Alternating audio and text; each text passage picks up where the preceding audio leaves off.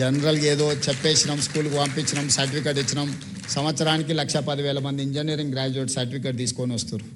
మీరు ఆ పిల్లలకి అప్లికేషన్ ఇచ్చి వాని ఉద్యోగం కోసం అప్లికేషన్ ఫిలప్ చేయమని నేను కాదు, మీరు టీచర్లకు మీకే చెప్తున్నాను. మీరు వాళ్ళని పిలిచి ఇంజనీరింగ్ సర్టిఫికేట్ తీసుకొని వచ్చి మీరు చదువు చెప్తున్న ఊరిలో ఉన్న పిల్లలు పిలిపించి ప్లెయిన్ పేపర్ ఇచ్చి ఒక జాబ్ కోసం అప్లికేషన్ ఫిలప్ చేయమని. ఇది క్రిమినల్ వేస్ట్. వాడు ఇంజనీరింగ్ చదువుకున్నాను చిన్న జాబ్ కోడు, స్కిల్స్ నేర్చుకోడు. తల్లిదండ్రులు మా పిల్లోడు ఇంజనీరింగ్ అయింది ఉద్యోగం అంటారు, నా దగ్గరకు వస్తుంటారు కాన్స్టిట్యున్సీ నుంచో బంధువులు.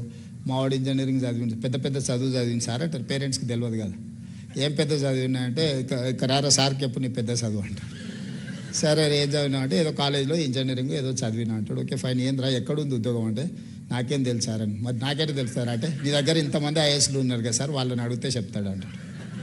అంటే వాడికి ఉద్యోగం ఎక్కడ దొరుకుతుందో, నేను ఎవరికి చెప్తే ఉద్యోగం వస్తుందో కూడా వాడు తీసుకొని రాడు. అన్నీ నువ్వే చూసుకొని నాకు ఉద్యోగం ఈసారి అంటాడు. ఇది సాధ్యమా? అంటే నేను అనేది ఆ పిల్లల్ని తప్పు పట్టడం లేదు, వాళ్ళని మనం తయారు చేయలేకపోతున్నాం. నేర్పితే ఎందుకు నేర్చుకోడు? అందుకే ఈరోజు గవర్నమెంట్ ఇంజనీరింగ్ కాలేజ్లో 24,000 మంది స్టూడెంట్స్ ఉన్నారు. 19 ఇంజనీరింగ్ కాలేజ్లో, 22 ఇంజనీరింగ్ కాలేజ్లో ఉన్నట్టున్నాయి. 24,000 స్టూడెంట్స్ ఉన్నారు. First 2 years in basic education what ever local, next 2 years వాళ్ళ స్కిల్ ఏర్పడడానికి విదేశాలకు పంపించడానికి ఈ పిల్లలు ఎవరెవరు ఉన్నారో, ప్లస్ అంబేద్కర్ ఓపెన్ యూనివర్సిటీలో జర్మన్ ఈ లాంగ్వేజెస్ మీద కూడా మనం పెడుతున్నాం.